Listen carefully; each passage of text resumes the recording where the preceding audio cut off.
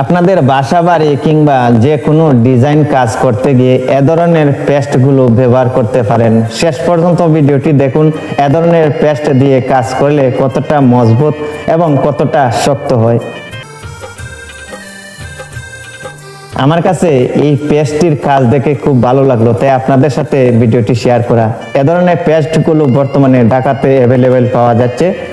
এ ধরনের পেস্টগুলো দিয়ে যে কোনো ডিজাইনের কাজে আপনারা ব্যবহার করতে পারেন। তাছাড়া এ ধরনের পেস্ট কিন্তু খুবই মজবুত এবং শক্তিশালী। শেষ পর্যন্ত ভিডিওটি দেখুন, আপনাদের কাছেও ভালো লাগবে। দেখতে পারবেন এ ধরনের পেস্ট দিয়ে কাজ করলে কতটা টেকসই এবং কতটা মজবুত হতে পারে।